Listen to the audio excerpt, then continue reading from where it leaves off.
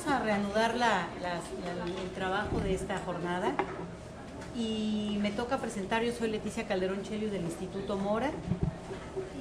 Bueno, voy presentando del orden que está en el propio programa para que ustedes puedan seguirlo sin perderse. Al doctor Lorenzo Cachón, catedrático de Sociología del Grupo de Estudios sobre Migraciones Internacionales de la Universidad Complutense de Madrid. Muchísimas gracias por venir y qué bueno que atravesaste ese mar inmenso para llegar acá al otro lado de este otro lado del mar, ¿no? La presentación la titulas La crisis y su impacto sobre la vulnerabilidad de los inmigrantes, el caso español. Y bueno, pues, adelante, por favor. Bueno, muchas gracias, Leticia. Muchas gracias al COLEF por volverme a invitar. Es la segunda vez que estoy. Ahora me apena de repente no ver el Pacífico, me lo acaban de quitar. En fin, lo siento por los que podían verlo, que son los de esta zona de aquí. Bueno, me toca cuando Maru y Graciela me propusieron venir, claro, les dije que yo lo que podría hablar sobre todo sería sobre la experiencia española.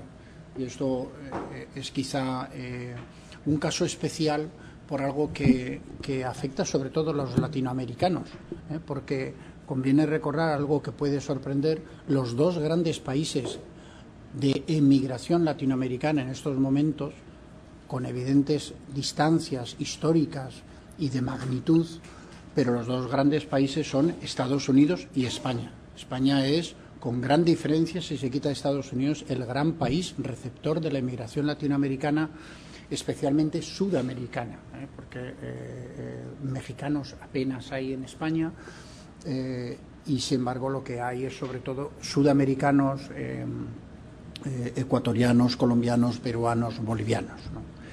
En fin, y esto podía ser un poco mi aproximación al tema. Bueno, el esquema de mi intervención será el que les presento ahí. En el primer punto seré muy breve, pero para insistir en dos ideas que en parte ya se han señalado. El segundo parte será la parte principal de la exposición, que es la que responde además al título de los efectos de la crisis económica. Empezaré por citar algunas causas de por qué los inmigrantes son más vulnerables, más allá de lo que señale en el punto primero. Recordar, en segundo lugar, la importancia que está teniendo la crisis económica en España, una importancia que nunca habíamos tenido una crisis económica con ese impacto en el mercado de trabajo. Van a ver un gráfico que resulta increíble, pero les advierto que es verdad. En tercer lugar, esto que llamo los latinoamericanos en España como suecas. El género está ahí todo bien buscado. Quiero decir que, ¿por qué? Porque es para explicar un poco que los inmigrantes latinoamericanos en España tienen tasas de actividad como las suecas, como las mujeres suecas, y esto es especialmente cierto para las mujeres, que es una diferencia notable con las mujeres latinoamericanas en Estados Unidos, por ejemplo. 10 rasgos que serán muy breves, y para eso pondré datos, pero apenas habrá tiempo de comentarlos. Y luego hablar de cómo estos aspectos de vulnerabilidad laboral llevan a unos al peligro de exclusión social, y qué sabemos sobre esto en España. Pero la crisis económica no lo es todo, y en esto la magnífica exposición del doctor Bustamante me da pie a decir que ese es el punto tercero de la crisis, porque hablaré de esto de una especie de triángulo de las Bermudas que son los que hacen naufragar la cuestión migratoria. Esto será el punto tercero. Y luego, en el punto cuarto, si tengo tiempo, les explicaré brevemente cómo, creo, por decirlo así en términos muy actuales, diré, otras políticas son posibles, y frente al liberalismo represivo, esto es una expresión de Hopke, que existe en la mayor parte de los países europeos, creo que podemos y debemos defender algo que llamo una multiculturalidad integradora. Y esto, algunos en España, o que han seguido alguna de las cosas que he hecho, se sorprenden de que yo ahora defienda el término multiculturalidad, del que nunca he estado lejano, pero nunca lo he defendido como tal, y lo defiendo precisamente por una posición política. Frente a los que critican la multiculturalidad, yo creo que podemos recuperar eso. Eso sí, hay que hacerlo de un modo distinto a cómo se ha hecho ahora, y por eso defiendo esta idea de multiculturalidad integradora. Bueno, aquí se debe, seré muy esquemático porque en 20 minutos son 20 y pocas transparencias, así que voy a un minuto por cada una. ¿Dónde está la raíz? No tanto el concepto de vulnerabilidad, ya lo ha explicado el doctor Bustamante, esto me parece estupendo, pero ¿dónde están las raíces de esto? En mi opinión, una está en el hecho de que sean inmigrantes, y esto es lo que, utilizando esta expresión de la mancha humana, digo, esto es la mancha inmigrante, que deriva de esto que llamaron en algún sitio el marco institucional discriminatorio que los Estados tienen, pero también de otra idea, que a mí me parece muy importante, es esta idea de que los inmigrantes son clase obrera.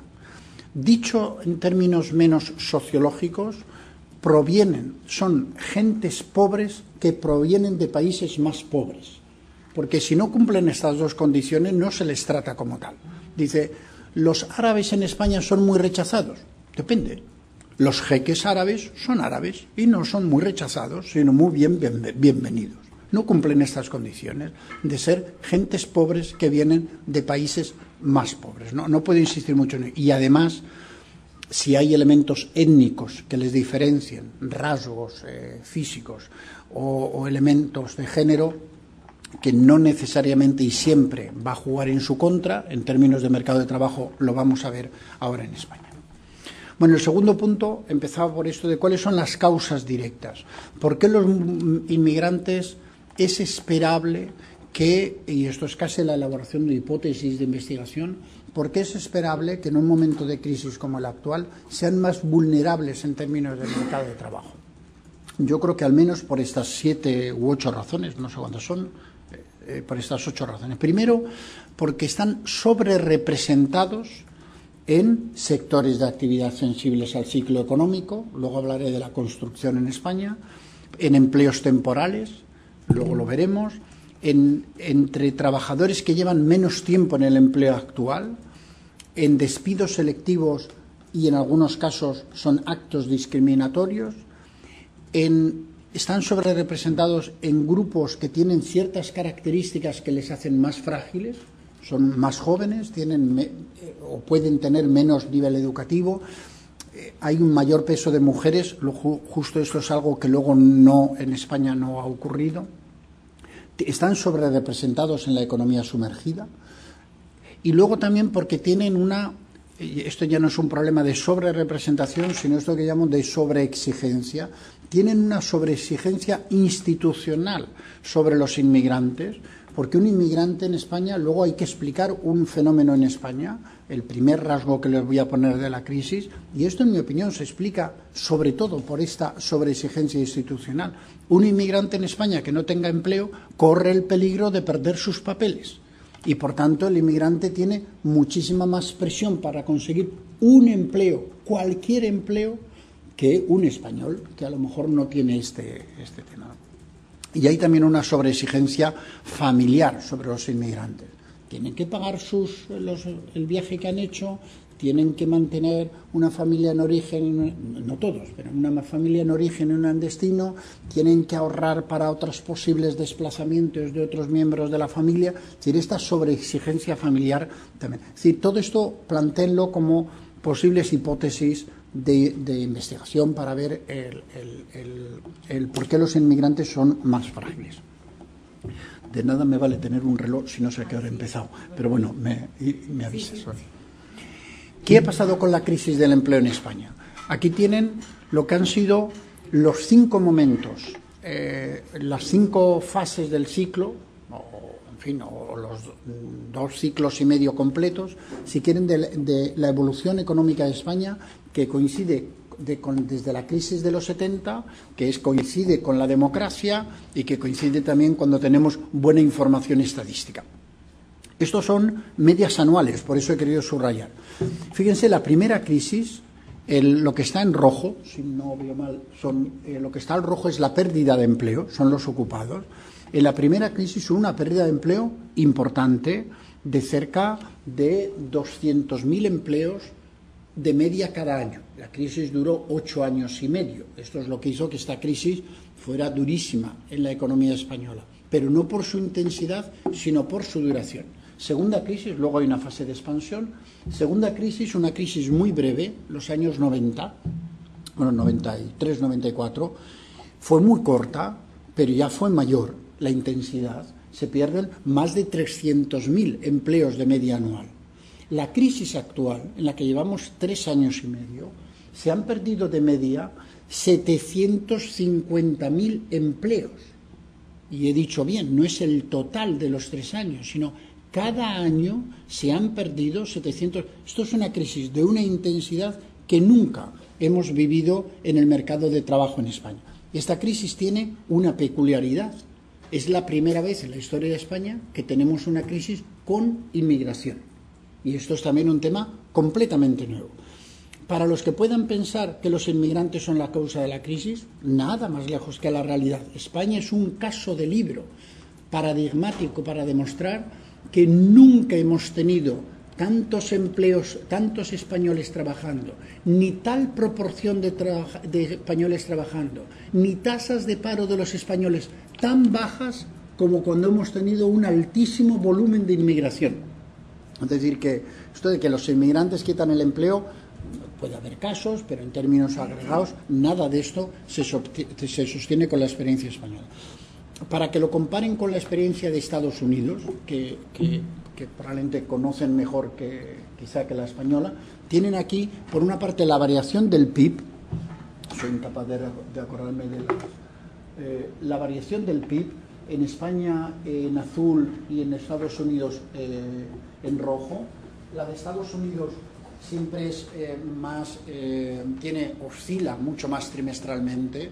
En España y en Europa las oscilaciones trimestrales, nunca he sabido explicarme muy bien esto, son mucho menores.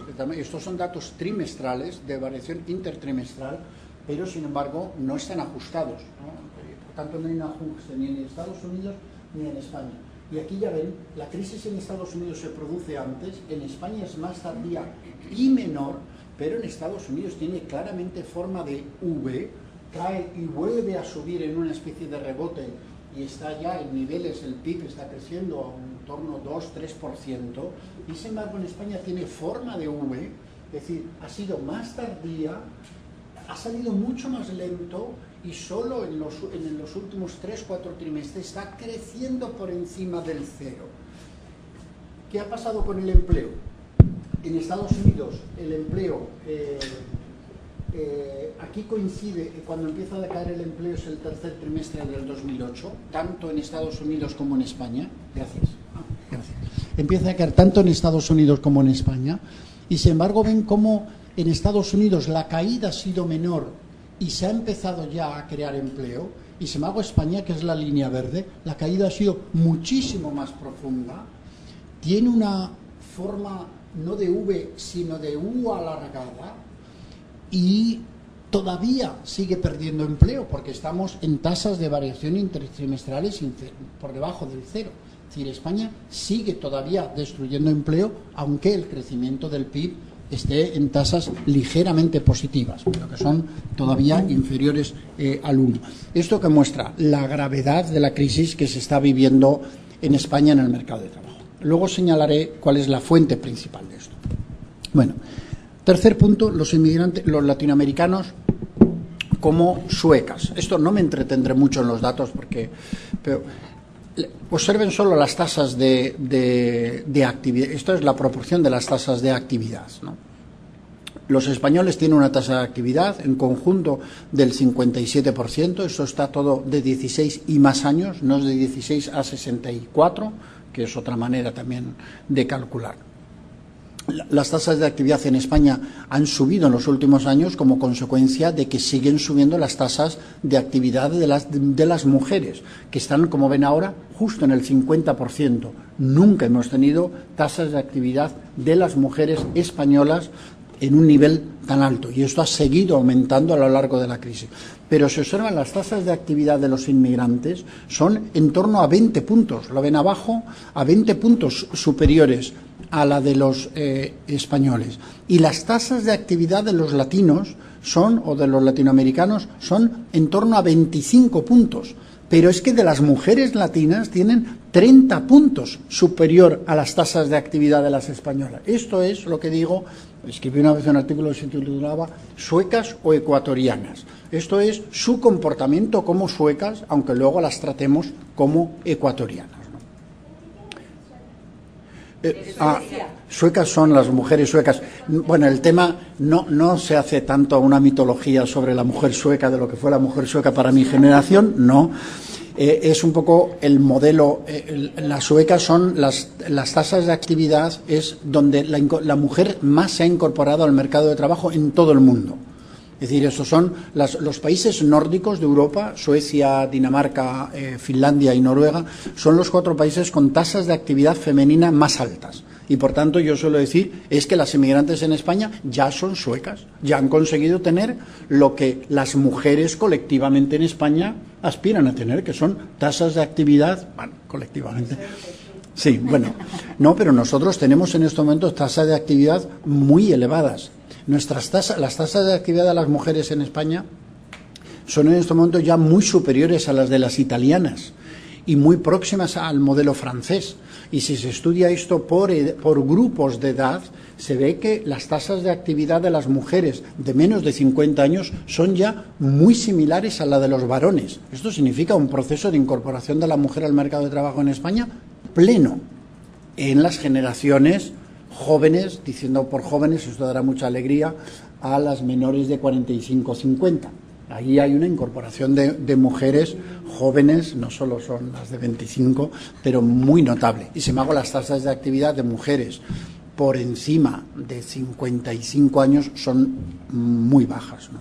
Sí, por esto es una metáfora. Bueno, los 10 rasgos que les voy a exponer son estos, pero déjenme que en vez de leerlos aquí, he seleccionado 10, se podían haber puesto alguna cosa más, pero se los voy a mostrar también cada uno de ellos con algunos datos, así pueden seguir el argumento con cierta rapidez. Primero, el impacto de la crisis afecta más tarde a los inmigrantes, y esto es algo muy digno de señalar. ¿Por qué? Fíjense, el empleo de los españoles empezó a descender el año 2008, estos son datos de los segundos trimestres. Ya descendió aquí en más de 200.000 o en torno a, 150.000. Pero sin embargo, aunque desciende para los españoles, no descendió para los extranjeros, que siguieron aumentando en torno a 200.000 personas. Y esto, ¿cómo explicar que la crisis afecte más tarde a los inmigrantes? No es porque resistan mejor en sus empleos. Es, en mi opinión, y creo que es así, porque aunque pierdan su empleo, buscan otro. Porque buscan otro mientras ese otro existe. Pero cuando la crisis se endurece, por más que busques, ya no encuentras. Y por tanto, cuando empiezan a perder empleo, van a perder empleo mucho más que los españoles. Pero tardan más, y esto es un rasgo que ocurre en España y no en otros países. Por ejemplo, no ocurre en Estados Unidos. En Estados Unidos, los primeros que empiezan a perder empleo en la crisis, incluso antes de la crisis, desde el año 2006, son los inmigrantes y son los latinos. Y en España, sin embargo, resisten mejor. Es decir, que hay este tipo de cambios. En segundo lugar, luego les afecta mucho más, y aquí lo he comparado con Estados Unidos. Si observan, el problema es coger fechas comparativas, esto es siempre complicado, pero observen cómo aumenta la población ocupada total, la población ocupada inmigrante y la población ocupada latina en la fase previa a la crisis, en esta década de crecimiento muy notable del empleo. El empleo relativo medio de cada año ha sido en torno al 4% en total. El empleo de los y de la población inmigrante aumentaba cada año en España en más de un 80%. Y el empleo medio de los latinos en esos 8 años aumentaba casi un 150% cada año. Estos datos, esto es imposible salvo que España tuviera un volumen de inmigrantes muy bajo el año 2000 y tuviera menos de 1 millón de inmigrantes y al final de esta década tenga 5,5 millones de inmigrantes. Esto es lo que ha ocurrido. Pero esto ha ido acompañado con el crecimiento del empleo. Cuando llega la crisis, ¿qué ocurre? Ya he dicho, les afecta más tarde y les afecta mucho más. En España, el conjunto del empleo en España ha caído 3,7% como media anual en los 3 años de crisis. El conjunto de los inmigrantes casi un 6%, a los latinos casi un 7%. Es decir, cuando ya empieza la crisis, 7 minutos, qué sorpresa. Bueno, y esto va sobre todo ligado al hundimiento de la construcción. Lo que ocurre en la construcción en España, no tengo tiempo de explicar el porqué, pero más del 50% de la pérdida de empleo en España en estos años se debe al hundimiento del sector de el sector de la construcción. No es que haya entrado en crisis, el sector de la construcción se ha hundido. Pueden ver ahí cómo en estos 4 años de crisis el empleo ha caído en un 44%, el empleo de los inmigrantes en la construcción en un 56% y el empleo de los latinos en la construcción en un 58%, en solo 3 años. Pero no crece la economía sumergida. Es decir, uno puede pensar que una de las cosas que se asocian a la crisis es que crece la economía sumergida. No. Observen cómo al inicio de la crisis, no retrocedo a los datos anteriores, pero cómo al inicio de la crisis se puede estimar, los datos de las 2 primeras columnas son datos oficiales, los datos de la encuesta de población de la primera columna, población ocupada de la EPA, son datos que recoge a toda la población que trabaja. Esta es la población ocupada, sea regular o irregular en España, y trabaje en la economía legal o en la economía sumergida, ¿no? Y sin embargo, la segunda columna son datos de seguridad social, afiliados a seguridad social. La diferencia no es necesariamente toda ella economía sumergida, porque hay gente que puede trabajar legalmente y no tiene que estar de alta en la seguridad social, y por tanto esa diferencia no es toda ella economía sumergida, pero sí la evolución histórica de esta serie nos puede dar idea de si esto está aumentando o disminuyendo, y para eso sí que vale la serie. Y como ven, esto no ha aumentado a lo largo de la crisis. La última columna tiene más que ver con algo que no voy a contar, pero que es alguno de los efectos de las políticas migratorias. Y observen cómo el año 2004, cuando llega el gobierno socialista en España, se puede estimar, y esos datos están interrumpidos porque yo hice un trabajo recalculando eso, y estimaba que el 40% de los inmigrantes en España eran inmigrantes irregulares. Hoy, utilizando la misma metodología, justo para venir aquí, he calculado que en torno al 8% de los inmigrantes en España son irregulares. Y desde luego, no muchos más. O sea que esto se puede discutir la cifra, pero no mucho más. No hay más, nunca, en ninguna hipótesis, habría en España en estos momentos más de 400.000 inmigrantes irregulares. En ninguna hipótesis. Todo se puede discutir bajando esa cifra. En fin, luego si quieren lo explico cómo. Con todo lo que he dicho, el desempleo crece mucho más para los inmigrantes. El desempleo, como ven, en España ha pasado de una tasa del 8,5% el año 2007 en España, que es la tasa más baja de nuestra historia, es la tasa más baja de nuestra historia, en fin, desde el año 77-78. Antes las tasas eran menores, pero que es una tasa muy próxima al pleno empleo. Ya sé que esto es llamativo decirlo, pero si se descontara ahí el peso de los extranjeros, los españoles estarían en un 7, y había muchas zonas en España por debajo de un 5. Solo había 3 colectivos, jóvenes, mujeres e inmigrantes, con tasas superiores al 10. Estábamos en una situación muy buena, y sin embargo hoy estamos en un 21%. Y sin embargo los extranjeros ya tenían tasas superiores a los españoles antes de la crisis, y sus tasas ahora también, todas ellas, se han multiplicado por 2. Por cierto, esto es lo mismo que ha ocurrido en Estados Unidos. Lo que pasa es que en Estados Unidos se ha multiplicado del 4 al 8 y en España se ha multiplicado del 10 al 20. Se ha multiplicado entre el 2 y el 2,5%. En parte, ¿por qué aumenta tanto el desempleo de los inmigrantes? Solo en parte. En parte es por destrucción del empleo en España, y en parte por otro fenómeno, que España es un caso también bien singular para esto, porque España ha seguido llegando un volumen de inmigrantes muy notables después de iniciarse la crisis.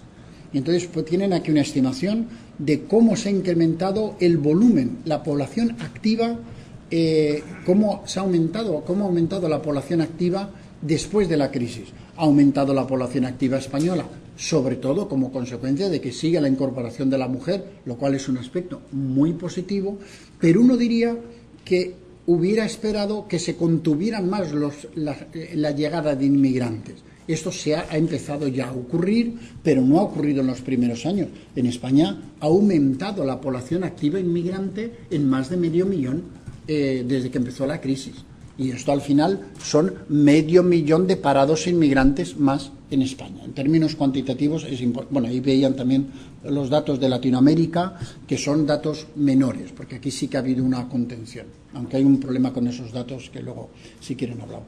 Y hay notables diferencias en las tasas de paro por origen, incluso dentro de los inmigrantes. Y aquí observen solo una cosa, de cómo las tasas de paro de las mujeres latinas son tasas de paro relativamente bajas, son prácticamente como las tasas de paro de las mujeres españolas. Las mujeres españolas tienen un 20, las mujeres latinas son los inmigrantes mejor situados frente a los inmigrantes o las inmigrantes peor situadas, que son las del resto de Europa, las del resto del mundo, que son sobre todo marroquíes.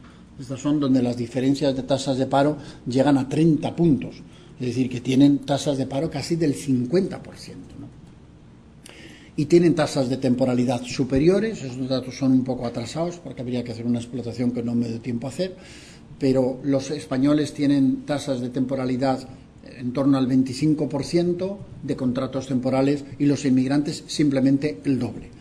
Y tienen peores condiciones de trabajo, y entre los muchos indicadores he cogido el de la tasa de accidentabilidad, si la proporción de los que sufren accidentes sean leves, graves o mortales, y siempre son superiores las de los extranjeros. Y además en algunos casos, especialmente para Argelia y Marruecos, se ve que son muy superiores, ¿no?, en las tasas de accidentabilidad.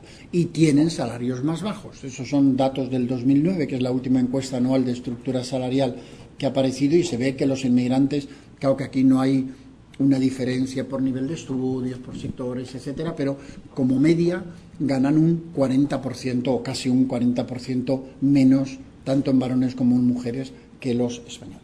¿Qué consecuencias tiene todo esto? Que aumentan los niveles de exclusión social. Esta foto es del año 2007, por tanto antes de la crisis. Es la encuesta FOESA, la de la Fundación FOESA, que nos ofrece un panorama que muestra cómo en situaciones de exclusión severa y de exclusión que llama la FOESA compensada, los inmigrantes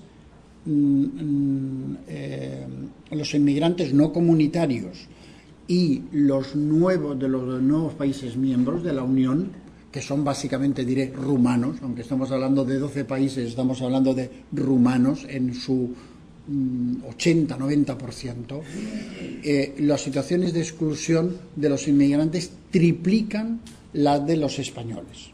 Triplican el número de gente en situación de exclusión severa, triplican el número de gente en situación de exclusión compensada. Insisto que esto es antes de la crisis. Si estos datos se actuaran con la crisis, todas las situaciones de exclusión habrían aumentado, pero probablemente también habría aumentado la diferencia entre los españoles y los. Y ya termino con dos ideas. Primero, la crisis económica no es la única crisis que afecta a la inmigración, no me extenderé, el profesor Bustamante lo ha explicado muy bien. Yo creo que hay una crisis social, es todos estos miedos ante la inmigración, no insistiré en ello, pero para mí el mayor problema de de este triángulo está en los discursos y en las prácticas antidiscriminación. Creo que este es el núcleo del motor de las tormentas, ¿no? Y aquí diría que el peligro está en la misma línea argumental que ha utilizado el doctor Bustamante, el peligro de lo que llamo el peligro del deslizamiento, que desde las políticas se vaya creando un estado de xenofobia y que luego las políticas intentan responder al estado xenofobia con una especie de xenofobia de Estado, institucionalizando políticas antidiscriminación. Y esto en Europa, por desgracia, él ha hablado mucho desde Estados Unidos, América Latina, pero en Europa se podría hablar en modo similar. Y frente a esto creo que se puede defender esto que llamo una multiculturalidad integradora. Las 4 figuras he arrancado con unos trabajos que hice sobre el racismo hace unos años y que ahora lo ejemplifico diciendo los conflictos ligados a la inmigración son o conflictos étnicos, o conflictos de clase, o conflictos identitarios, o conflictos culturales, incluyendo los religiosos, y frente a esto creo que se puede hacer una línea argumental de que lo que hay que responder son con 3 R's más una condición previa. La condición previa es la igualdad de trato y no discriminación. Este es el punto cero para hablar de lo que se quiera, porque esto es hablar de la condición de igualdad de trato que toda democracia debe tener. Y a partir de ahí, 3 R's, que es políticas de redistribución, me atrevería a decir las viejas políticas de redistribución, las nuevas políticas de reconocimiento, pero ligadas a las políticas de redistribución. Yo soy muy crítico de las políticas de reconocimiento que se olvidan de las políticas de redistribución, porque creo que pueden conseguir construir mucha marginalidad social debajo del reconocimiento, y luego políticas, dar el salto a nivel político, que es redescubrir que el sujeto del que hablamos, que es un sujeto político, que es el sujeto inmigrante, pero al final de este proceso, o en ello, hay que tener en cuenta también esto de políticas de reconocimiento, que es tratarle realmente como lo que son, como un sujeto político. Y no quiere pasar la última, pero terminaré con una frase de Kant que viene a decir que igual no podemos conseguir la justicia de golpe, pero que podemos intentar entrar en un progreso que nos lleve en una aproximación sucesiva, que nos lleve, dice él, a la paz perpetua, pero en fin, que nos lleve a un estado de justicia. Bueno, gracias y perdón por las prisas. Gracias. No, gracias. Pues los tiempos siempre son pues muy perversos, ¿no?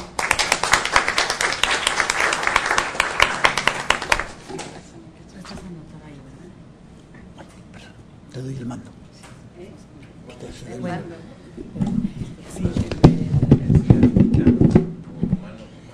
No, rumanos en general, sí. Los gitanos rumanos, luego si quieren lo aclaro, los gitanos rumanos son muy pocos en proporción, pero es realmente con los que más conflictos manifiestos ha habido. Sí. Bueno, pues ahora voy a dar la palabra en esta misma mesa a la doctora Graciela Marchesini Rey, quien viene del Instituto Universitario de Investigaciones sobre Migraciones, Etnicidad y Desarrollo Social de la Universidad Autónoma de Madrid. Su presentación, Desempleo y vulnerabilidad multidimensional, la situación de las personas inmigrantes a partir de los datos de la Cruz Roja Española. Muchísimas gracias, Graciela, y bueno, organizadora de este evento junto con la doctora Anguiano. Bueno, gracias, buenos días a todos. Gracias también por la posibilidad de estar aquí por tercera vez en este sitio que me resulta cada vez más entrañable y con el que me siento realmente muy unida, además de por el hecho de ya más de 10 años de colaboración conjunta con la doctora Anguiano, desde que nos conocimos en la Universidad de Comillas hace ya en el año 2000. Y realmente el hecho de hablar luego del doctor Lorenzo Cachón significa sobre un tema bastante parecido. Os dará un poco la pista de cómo hay algunos puntos que desde mi punto de vista y desde mis datos son coincidentes con los del doctor Cachón y otros que no es que discrepen, pero sí tienen una interpretación un poco diferente del proceso y sobre todo de la dimensión del proceso.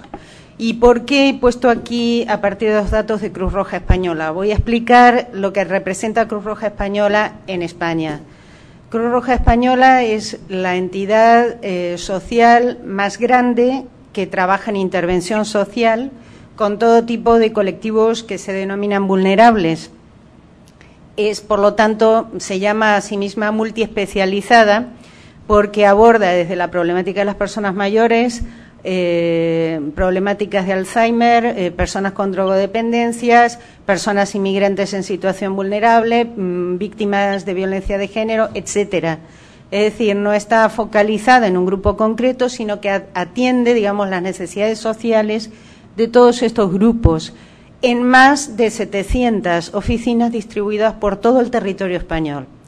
Entonces, debido a la importancia de esta labor, la Fundación Cruz Roja en el año 2006 estableció una base de datos nominal que permite obtener de cada persona que participa en uno de esos proyectos o actividades de Cruz Roja de intervención social en más de 220 variables que luego son analizadas en un informe anual que se llama así, Informe Anual sobre Vulnerabilidad Social. Este informe, tanto como la base de datos, fue, digamos, mi colaboración principal en la investigación en Cruz Roja, y hasta ahora ya vamos a punto de elaborar, de publicar el informe 2010.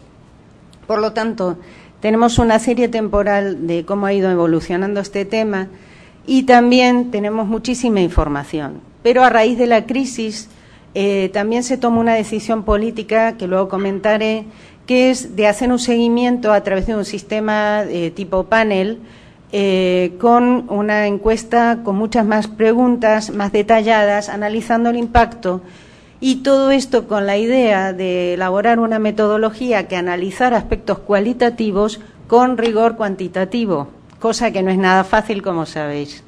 Entonces, yo os voy a contar algunos resultados de eso, pero también quiero dar una visión de lo que creo que también explica, en parte, que entiendo que el doctor Cachón comparte, pero que tal vez no lo ha dicho suficientemente desde mi punto de vista, y quisiera aportar el hecho de que España es un fenómeno único en Europa, porque justamente esa recepción de más de 5 millones de inmigrantes en muy poco tiempo, en menos de 10 años, hasta representar ahora más del 12% de la población, se dio de una manera muy concentrada en el tiempo, casi con ausencia de conflictos importantes, y por lo tanto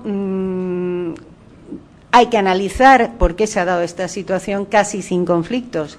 Y es que, desde mi hipótesis, los niveles de vulnerabilidad extrema han sido bastante controlados a través del estado de bienestar. Los niveles de irregularidad se han ido reduciendo a través de políticas de regularización, y en general desde lo local y desde lo regional se elaboraron políticas públicas que han facilitado esos aspectos o externalidades más complejas del proceso de incorporación. Sin embargo, la crisis cambia este panorama. ¿Hasta qué punto lo cambia? ¿Lo acelera? ¿Lo disminuye? ¿Qué es lo que pasa con la crisis? Pues España sigue siendo un país que atrae inmigrantes. Y esto se debe a que es un país que tiene muy alta renta, que está en el lugar 20 de Naciones Unidas, del Programa de Naciones Unidas de Desarrollo, el del IDH. Tiene una de las esperanzas más altas de vida más altas del planeta. Por lo tanto, es un país que, estando en Europa y siendo una posible puerta a la Unión Europea, es un país atractivo, sigue siéndolo, y continúa como destino de inmigración, a pesar del tema del desempleo, a pesar de la caída de la renta, a pesar de los efectos de la crisis económica. Sin embargo, si nosotros analizamos estos últimos años, sí que ha habido cambios en la composición de la inmigración que llega. Por un lado, los 9 países mayoritarios siguen siendo los mismos que en el año 2007, pero aumentan progresivamente en estos años la incorporación de rumanos, búlgaros, que son ciudadanos que se convierten en ciudadanos comunitarios a partir del 2007, antes eran de fuera de la Unión Europea y a partir de entonces son ya comunitarios, y España es uno de los pocos países de los ricos de la eurozona, que permite el libre acceso o casi libre acceso de rumanos y búlgaros, mientras que otros como Alemania todavía les prohíben la incorporación al mercado laboral. Entonces, rumanos y búlgaros entran en España y también los chinos aumentan notablemente su peso. Y en el 2010 el país mayoritario pasa a ser Rumanía, con un 24% de crecimiento global y suponiendo casi el 19% de las personas inmigrantes. Los procedentes de Marruecos, que en 2007 eran los más numerosos, se reducen al 17%. Los ecuatorianos también reducen su peso, pasando a ser el 12% de las personas inmigrantes a ser el 9,4%. Es decir, que ha habido un reordenamiento de los flujos. Esto tiene que ver con varias cuestiones que tienen que ver con la crisis. En parte, y en parte no. En parte se ha producido algún proceso de retorno, pero ese retorno, como dijo antes el doctor Bustamante, no ha sido masivo ni ha sido tan catastrófico como el esperado, ¿eh? Entonces, lo que estamos viendo aquí es que se incorporan estos ciudadanos comunitarios, algunos retornos se producen y sobre todo, que en esto se va a ver, lo voy a decir rápidamente, pero es el tercer gráfico, se observa la evolución de las concesiones de nacionalidad española por residencia y por nacionalidad anterior en el periodo 2001-2009. Vemos, simplemente os diré que la franja gris es Iberoamérica. Es decir, muchísimos latinoamericanos se han ido nacionalizando españoles y han ido adquiriendo la plenitud de derechos, con lo cual esto también toca un poco el efecto estadístico. Como veis, la primera tabla es la evolución de la inmigración en España. Veis claramente que es una curva, la curva se mantiene a pesar de la crisis. Y la segunda tabla, veis en azul lo que se denomina régimen general, que es el tipo de permiso que tienen las personas de fuera de la Unión Europea, y veis en naranja el régimen comunitario, que es el tipo de permiso que tienen las personas de la Unión Europea. Y como veis, a partir de 2007 empiezan a emparejarse la concesión de permisos de uno y de otro, cosa que antes no sucedía. Bien, entonces quiere decir que hay una serie de cuestiones que han cambiado, pero no cambian por la crisis tan tremendamente. Es cierto que llegan menos ecuatorianos, se marchan algunos latinoamericanos, pero sobre todo es este cambio en la composición lo que está generando. Me estoy congelando, no sé si es posible bajarlo porque no puedo ni hablar, con perdón. Bueno, simplemente decir que la aportación de la inmigración a la economía española, al desarrollo español, ha sido inmensa en todos los campos y no lo puedo agotar aquí. Por esa razón, y tanto por ese aspecto como por el aspecto de lo que han aportado a los países de origen, no solo en términos de remesas, sino en términos de desarrollo de vínculos bilaterales, comerciales, de turismo, etcétera, se puede hablar verdaderamente de un codesarrollo que afecta positivamente tanto a la sociedad española como a la sociedad de los países de origen. Analizando el periodo de los 10 años, de 2000 a 2009, se ha calculado la aportación al Producto Interior Bruto que ha tenido la inmigración en España y más o menos está en torno al 14%. Y esto se ha dado en casi todos los sectores económicos, excepto en el industrial y, por supuesto, en el sector de no mercado, que es el sector público, que es un sector laboral que está, digamos, en manos de los autóctonos. El problema del desempleo efectivamente es una grave fuente de cambios sociales y de empeoramiento de las condiciones de vida de mucha gente que está no plenamente incorporada al mercado de trabajo o incorporada de una manera precaria, y sobre todo de aquellos que no han encontrado trabajo al llegar a España. No solo se debe a una pérdida de empleo de quienes tenían trabajo, sino más bien de no haber encontrado trabajo aquellos que llegaron en los últimos años. Y esto ya me explicaré. Con estos datos de aquí quiero decir simplemente que el problema de desempleo es un problema europeo hasta un cierto punto, porque más o menos la tasa de desempleo en Europa es alta y es casi un 10%, aunque está empezando a bajar. En algunos Estados miembros esto está reduciéndose mucho, pero seguimos teniendo tasas de desempleo juvenil en Europa como media bastante altas, en torno al 20,4%. Y, sin embargo, en España esto no es así. En España es todavía más grave. La tasa de desempleo se centra en el 21, se ubica en el 21% de la población económicamente activa y la tasa de desempleo juvenil es el doble de la media europea. Casi de cada 2 jóvenes, 1 no encuentra trabajo o no trabaja. Bien, efectivamente, si vemos la evolución de la afiliación de las personas extranjeras a los regímenes de la seguridad social, vemos que ha habido un decrecimiento, tal como señalaba el doctor Cachón anteriormente, bastante señalado en la crisis. La primera columna corresponde al 2008 y la última al 2011. Y lo que sí vemos es una cosa interesante: ha aumentado el régimen agrario, que es la gente que trabaja en la agricultura. Cuando bajaba el régimen general, que son trabajadores asalariados en general, el agrario se debe a que hay una modalidad específica de contratación para las personas agrícolas que trabajan en el sector agrícola. Vemos que se mantiene prácticamente el nivel de empleados del hogar, ese no cambia a pesar de la crisis. Vemos que los autónomos inmigrantes bajan algo, pero no desaparecen, y este sector de autónomos o empresarios es como un 12% del total. O sea que sí que son muchos de ellos obreros, pero también hay un 12% de empresarios. Y la idea, yo creo, es que la gente tiende a una movilidad ascendente, y en cuanto pasa un cierto tiempo, por eso sería conveniente analizar cohortes, ¿no?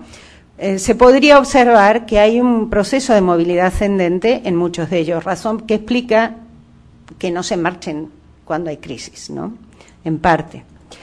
Es cierto que los datos muestran que entre estos 3 años se ha destruido el doble de empleo entre los españoles que entre las personas inmigrantes.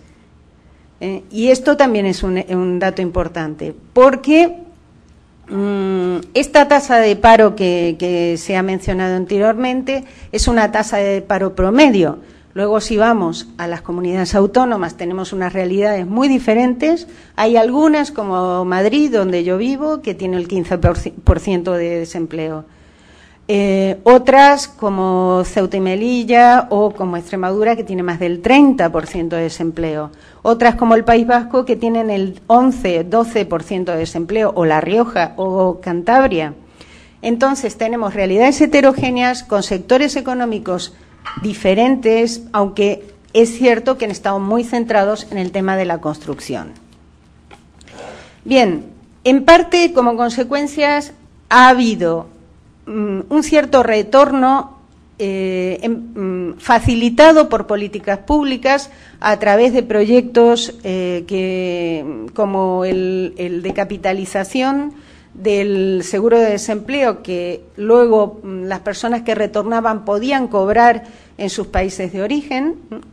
Otro de los proyectos que sigue funcionando es el que se llama de asistencia humanitaria, que cualquier persona, que es parecido a lo que la OIM ha tenido siempre funcionando, y es que cualquier persona en condición vulnerable desde el punto de vista social puede pedir que se le asista para el retorno, el gobierno le paga el billete y le da algo de dinero de bolsillo a él y a su familia, o a ella y su familia.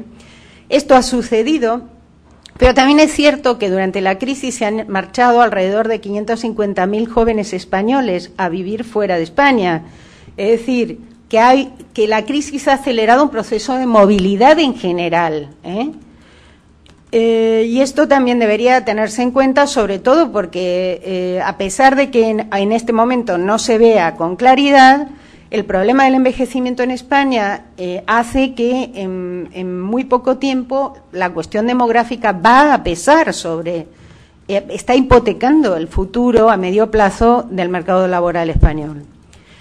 El trabajo en la economía sumergida, bueno, pues sigue manteniéndose, según todas las estimaciones, en torno al 20% del Producto Interior Bruto.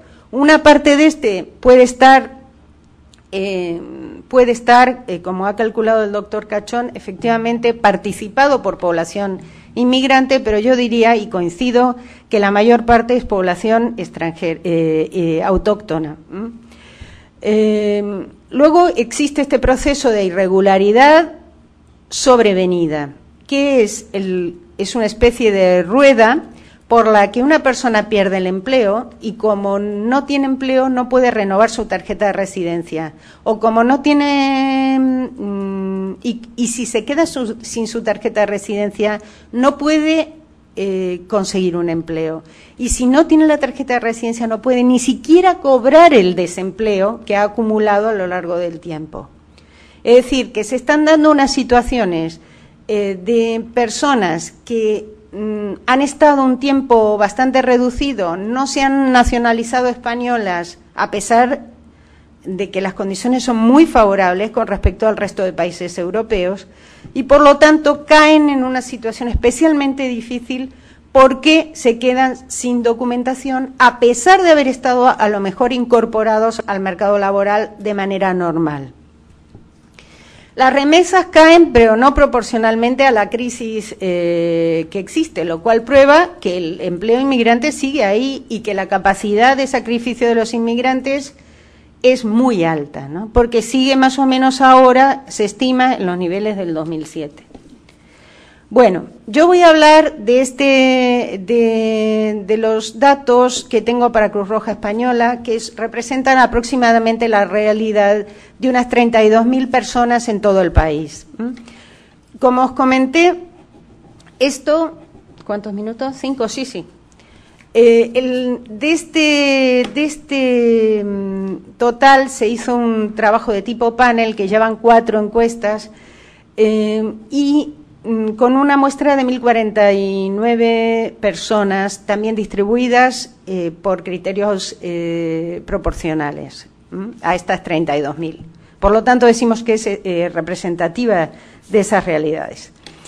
Esta muestra lo que nos da es que un 65% de esas 32.000 personas vulnerables son inmigrantes. El 65%, pero ¿qué? El 35% son españolas y comparten muchas de esas características. Es decir, hay una pobreza, hay una vulnerabilidad que no es solo inmigrante, que está compartida con España, que tiene una de las tasas de pobreza más altas de la Unión Europea y la más alta de la eurozona. Y que es una tasa de pobreza muy resistente que no baja a pesar del aumento del gasto social. Se ha tenido en cuenta para analizar la situación de estas personas lo que se denomina el cuestionario social, que es una especie de informe basado en 5 capítulos: económico, social, ambiental o vivienda, familiar y personal, que analiza factores concretos de vulnerabilidad. Por ejemplo, en el personal, ser un extranjero sin permiso o sin documentación, tener orden de expulsión, tener Alzheimer, tener SIDA, tener drogodependencia activa. En el orden familiar, tener familia numerosa o drogas en la familia. En el orden social, baja cualificación profesional, sufrir discriminación o ser víctima de maltrato, etcétera. Son una serie de preguntas estandarizadas que se hacen a estas 32.000 personas cada tiempo, 6 meses aproximadamente, en toda Cruz Roja, en todo el país. Bien, entonces, aquí lo que hemos analizado para poner datos comparativos con la población española, sí, ya voy terminando, son dos aspectos muy, muy claros. Primero, la tasa de pobreza relativa y, en segundo lugar, el índice de privación material. Estos dos indicadores son indicadores de Eurostat, de la Unión Europea, que se aplican a todos los países. Y hemos querido ver el peso de las personas vulnerables en comparación con el resto de la población española. Y lo que vemos aquí es que, analizando los umbrales de pobreza, se considera pobreza relativa a aquellas personas cuyos ingresos están por debajo del 60% de la mediana de la renta.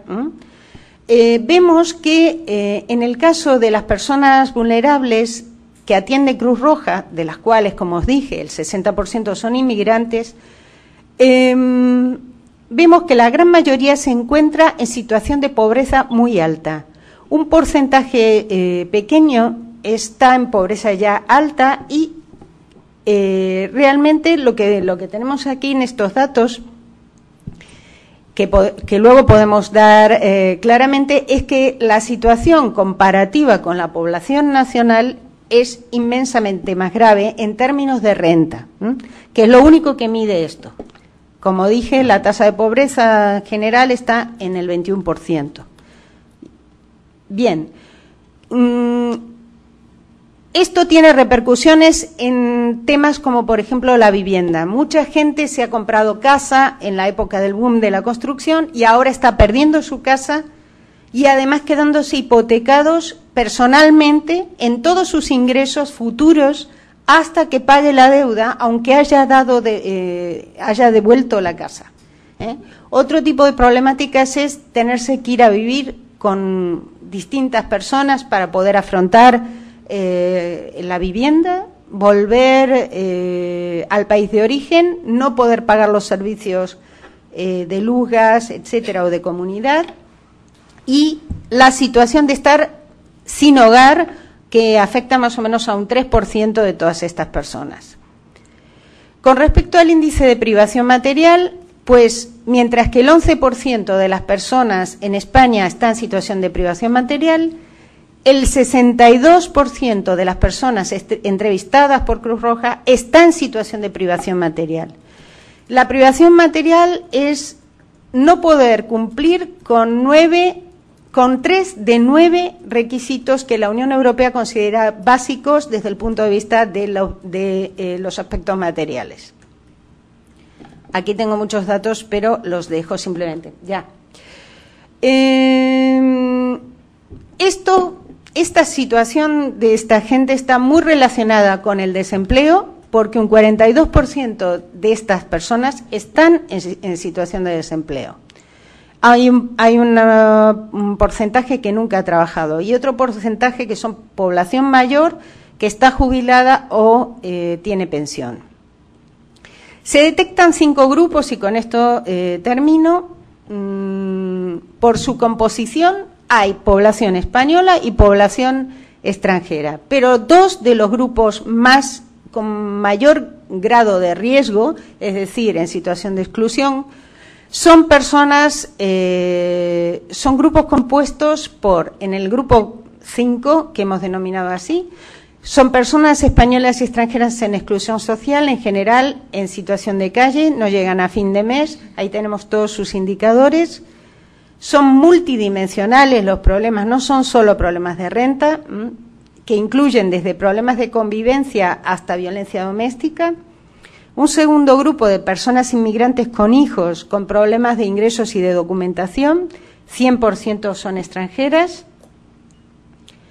Un tercer grupo, ya hacia lo más moderado, de personas con hijos y privaciones materiales graves, donde un 45% son extranjeras. El grupo número 2, que son personas inmigrantes en situación de pobreza con riesgo multidimensional, en el que 100% son extranjeras. Y un último grupo que está compuesto por españoles y que son personas mayores y mujeres en su totalidad. La pregunta que me suelen hacer es, ¿pero cuántas personas están en situación vulnerable en España que son inmigrantes, en estas condiciones que acabo de describir? Efectivamente, yo calculo que son por debajo de las 400.000 que mencionaba el doctor Cachón, pero bastante por debajo. Aproximadamente la mitad de eso podría, una cifra estimada en unas 200.000 personas que estén en estas condiciones que acabo de describir. Pero claro, si consideramos que la población inmigrante son 5,5 millones, pues el panorama también queda matizado de lo que podría ser si simplemente os doy una primera cifra. Gracias.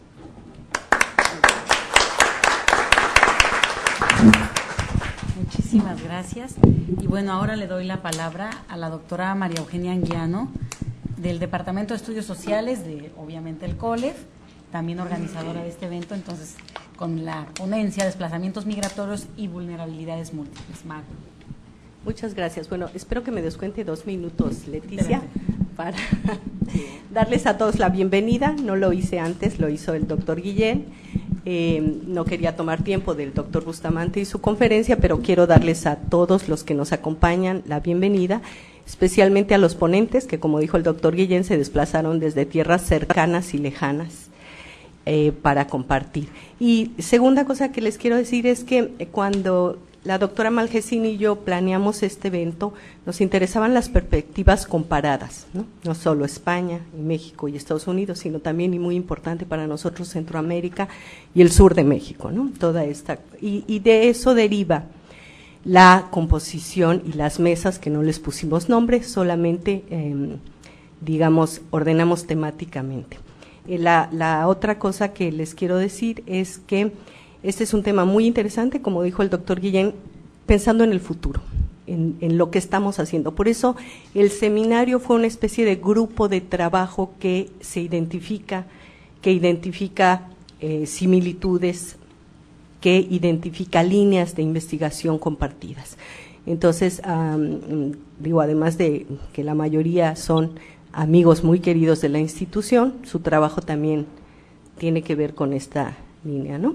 Y por último, la combinación de personas consagradas, como los 3 expositores que me han precedido, jóvenes investigadores en proceso de formación y egresados nuestros, a los que queremos mucho y de los cuales nos sentimos muy, muy orgullosos, ¿no? Y este equipo, por tanto, es también multiedad, ¿no? Ya que los multis se usan. Y ahora sí voy a empezar ya, corre tiempo, con mi ponencia. Bueno, quiero decirles en primer término que yo más bien he trabajado los desplazamientos migratorios que la vulnerabilidad social.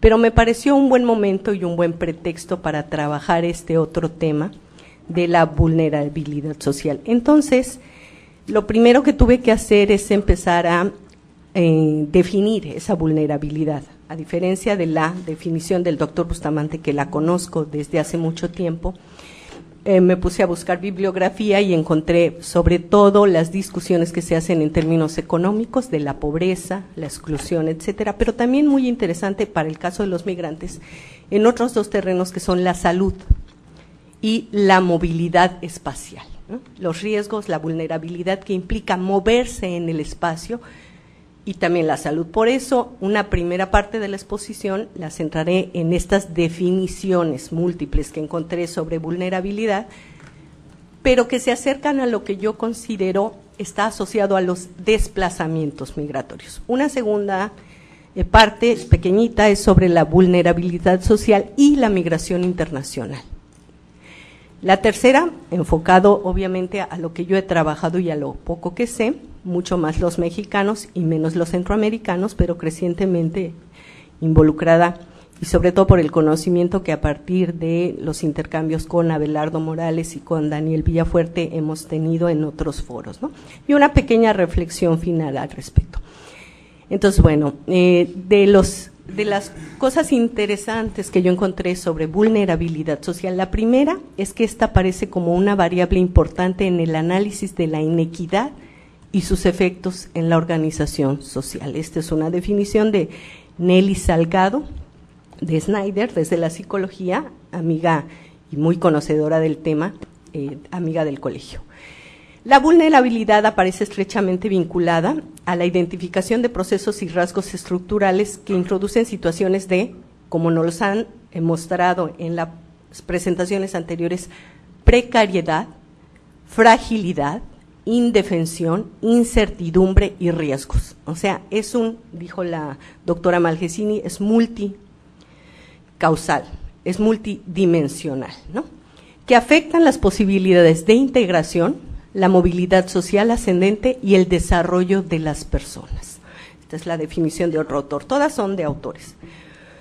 La noción entonces permite identificar grupos sociales, hogares e individuos que por su menor disponibilidad de activos materiales y no materiales van a estar expuestos a sufrir alteraciones bruscas y significativas en sus niveles de vida ante cambios en su situación laboral o en la situación laboral de sus miembros activos. Y las dos exposiciones anteriores abonan mucho en esta perspectiva. Por otra parte, el debate, es importante entenderlo, me fue interesante entenderlo, sitúa los términos del problema no en el crecimiento económico, sino ni en la producción de la riqueza en un país, sino en su distribución y el acceso que se tiene a esta riqueza. Y en la presentación del doctor Cachón y de la doctora Malgesini nos decían, los inmigrantes han llegado en los últimos 10 años en el boom español económico, pero no han tenido acceso a la distribución de la riqueza de la misma manera que los españoles. Bueno, el proceso entonces de exclusión o inclusión y de vulnerabilidad implica, por otra parte, otorgar un lugar central a los derechos civiles, a los derechos políticos, a los derechos sociales, lo que permite plantear una nueva concepción de las políticas públicas. Y esto a mí me pareció muy interesante, considerando las necesidades humanas como derechos, ¿no? Yo que estudié la universidad a fines de los años 70 y luego el doctorado en los 80, cuando la teoría marxista estaba en boga, pues era patria o muerte, ¿no? O sea, no había negociación posible, ¿no? Ahora es posible incidir en las políticas públicas. Esa es la idea de este término. Y sin embargo, bueno, también hay una convicción de que el predominio del mercado en la vida económica, la economía abierta al mundo y el repliegue del Estado, de las funciones que tuvo en un pasado reciente, provocaron un cambio o cambios de envergadura en las relaciones económicas sociales, en las instituciones, en los valores, y han dejado expuestos en la inseguridad y la indefensión a amplias capas de la población de ingresos medios y bajos en los países de América Latina, la región más desigual del mundo, según los datos de quienes estudian esto, ¿no? Bueno, ahora las definiciones operativas. Las anteriores son las definiciones más estructurales, más globales, etcétera, pero quienes estudian ya la vulnerabilidad a nivel operativo, como lo hacen los colegas que me precedieron, hablan, por ejemplo, de una condición social de riesgo o dificultad que inhabilita e invalida de manera inmediata o en el futuro a los grupos afectados en la satisfacción de su bienestar, ya sea su subsistencia o su calidad de vida en contextos sociohistóricos y culturalmente determinados. Por otra parte, hay una relativa desprotección de estas personas porque no cuentan con recursos económicos, sociales y legales. Y aquí lo jurídico es importante. Cuando enfrentan estas amenazas a la satisfacción de sus necesidades o daños potenciales a su salud, salud física y salud mental, y salud por violencia incluso, ser agredidos, amenazados, etcétera. Violación a sus derechos humanos, por supuesto.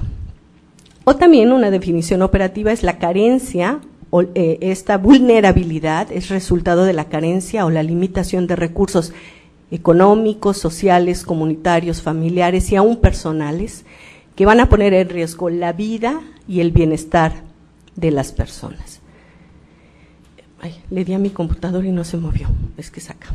Bueno, entonces, la vulnerabilidad se va a expresar, sintetizando, como una escasa dotación y diversificación de activos e ingresos suficientes para cubrir necesidades materiales y no materiales. Y entonces, el resultado es precariedad en la inserción laboral, por ejemplo, en el sector informal, pero aún en el sector formal, el empleos precarios, fragilidad de los vínculos relacionales o de las redes sociales, estos llamados lazos débiles por algunos otros autores, el desamparo institucional desde el Estado, como nos decía el doctor Bustamante, que no contribuye a fortalecer ni cuida sistemáticamente de sus ciudadanos, con un acceso parcial o nulo a las redes de seguridad social y a los derechos de ciudadanía. Y cuando hablo de sus ciudadanos es en el interior y en el exterior de los países. Una indefensión e incertidumbre ante cambios originales en el entorno, esto de la crisis, ¿no? Empieza a generar indefensión e incertidumbre. Ya los resultados pueden ser otros, pero esa situación de indefensión o esa percepción y de incertidumbre. Y una inseguridad que paraliza, incapacita y desmotiva la posibilidad de desarrollar estrategias y actuar a futuro para lograr mejores niveles de bienestar. Y con esto paso a la vulnerabilidad asociada a la migración internacional, una vez que tenemos este marco general. Salud.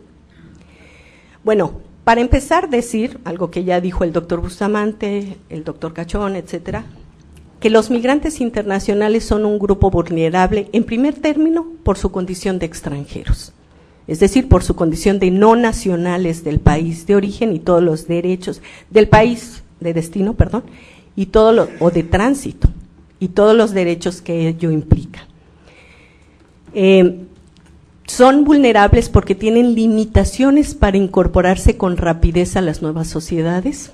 Por ejemplo, el manejo del idioma entre los mexicanos y centroamericanos en Estados Unidos, o los marroquíes en España, o los africanos en distintas partes de Europa.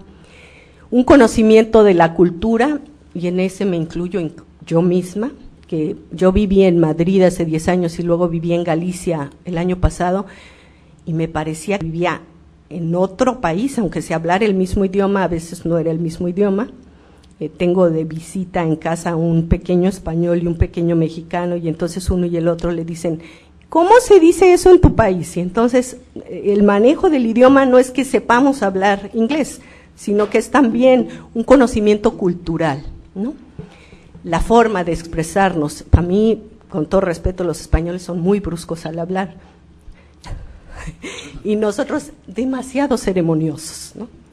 Entonces, bueno, todo este manejo cultural, que digo yo aquí lo caricaturizo, pero cuando uno es, y yo era inmigrante con muchos recursos, con 2 becas, con amigos, etcétera, y a veces había momentos en que iba al supermercado y me sentía como la más tonta que había ahí, ¿no? Bueno, imagínense un inmigrante de veras. Bueno, redes sociales limitadas, recursos económicos también limitados, y cuando se es indocumentado, y aún más procedente de regiones altamente marginadas, indígenas, aquí nos va a hablar 2 de nuestros expositores de Chiapas, ¿no?, que hacen la diferencia en estas cosas. Bueno, también son vulnerables porque tienen condiciones laborales desfavorables, ya nos hablaron nuestros expositores de esto, y bajos niveles de protección social, porque claro, el Estado protege a sus ciudadanos, pero estados de bienestar cada vez más desmantelados, pues ni a sus ciudadanos. Integración limitada, pero aún, y si son integrados, la aceptación siempre es condicionada, por algo les llamamos extranjeros.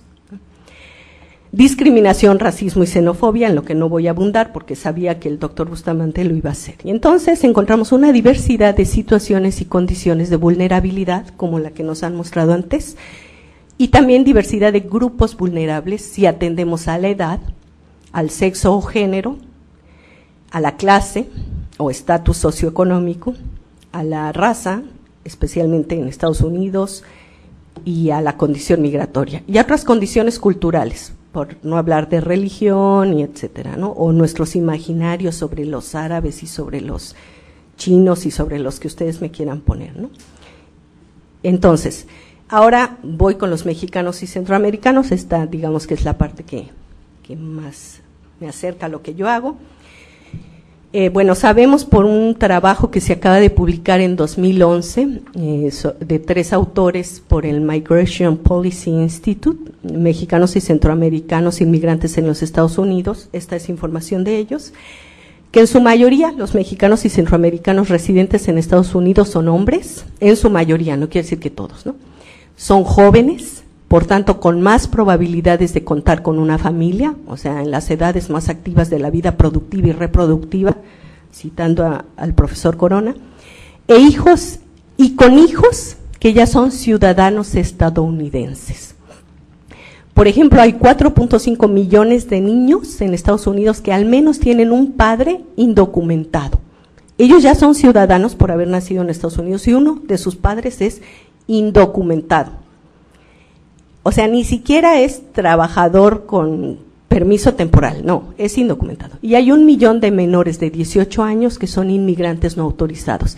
Estos que llegaron pequeños, todas las historias que hemos oído y nos hace sentido el DREAM Act, que llegaron pequeños y ahora están en el high school o a punto de entrar en la universidad. 1 millón. O sea, estamos hablando de millones de personas o de situaciones de vulnerabilidad, ¿no? La mayoría de los mexicanos y centroamericanos presentan un bajo nivel de conocimiento del inglés. Les decía yo, les hablé del manejo que los hace vulnerables. Altas tasas de participación laboral, como los inmigrantes en España, pero en empleos poco calificados y mal remunerados. En 2008 había, por ejemplo, 11.6 millones de indocumentados, según este mismo documento. De esos 11 millones de indocumentados, la gran mayoría, la enorme mayoría son mexicanos, son 7 millones al 2008, que ese 7 millones representan el 60% del conjunto indocumentado en Estados Unidos, lo que decía el doctor, que son una gran cantidad. Pero entre los centroamericanos que están en Estados Unidos residiendo, el 52% de los salvadoreños son indocumentados, el 58% de los guatemaltecos y el 65% de los hondureños. Y la mayoría de ellos transitaron por México. Quiero que guarden eso en su memoria. Bueno, y ahora la vulnerabilidad asociada a lo que yo hago, que son esos desplazamientos migratorios, cuando la gente se mueve, ¿no? En primer lugar, como preguntaba Abelardo y le dijo el doctor, empieza desde el lugar de origen, empieza desde que salimos de casa, en donde hay oportunidades limitadas de empleo en el sector formal y entonces por eso buscamos en otro lado. O bien hay empleos precarios y con malas condiciones laborales, o hay autoempleo, los changarritos de Fox, o economía informal, ¿no? Durante los desplazamientos migratorios, la migración misma implica cambios en la trayectoria de vida, ¿no? De una trayectoria de vida, digamos, estable a otra cosa. Hay casos de movilidad forzada, todos sabemos de eso, pero cuando no se tiene documentos migratorios, pues la vulnerabilidad es mayor, ¿no? Violaciones a los derechos humanos en todo el trayecto, y ahora les voy a mostrar unos mapas, situaciones de alto riesgo, recursos económicos y sociales limitados. Bueno, el doctor Bustamante nos hablaba del informe especial de la Comisión Nacional de Derechos Humanos de 2009. Es un informe especial sobre los casos de secuestro contra migrantes que fue publicado ya hace un año, el 15 de junio de 2009. Y yo quiero destacar de ahí algo. Nos dicen que los migrantes, pero no solo los extranjeros, también los mexicanos que se desplazan por México son altamente vulnerables, ya sea que vayan en busca de trabajo a México o más allá de la frontera, pero ambos, mexicanos y no mexicanos, por varias razones: por encontrarse lejos de sus lugares de origen, por contar con recursos económicos limitados, por atender en ocasiones, más bien muy frecuentemente, falsas promesas y ofertas de trabajo, lo que nos decía un poco el doctor, a los abogados estos que te dicen, no, este ya es su papel, ¿no? Igual, no, un empleo en no sé dónde, por desplazarse en condiciones muy precarias. Todos hemos oído hablar de la bestia, ¿no? Yo la primera vez que me dijeron, es que los migrantes centroamericanos se desplazan en tren por todo México. Yo les dije, no, el tren cerró hace muchos años, el tren de pasajeros, ¿no? El tren de pasajeros, yo en mi cabeza, ya no circula. Y me dicen, arriba del tren. Sí, por eso es lo que te estoy diciendo. No, me dicen, arriba, encima. Para mí, hace años cuando lo supe fue escalofriante. Bueno, falta de confianza en las autoridades en México es así como el pan de cada día. Más grave aún,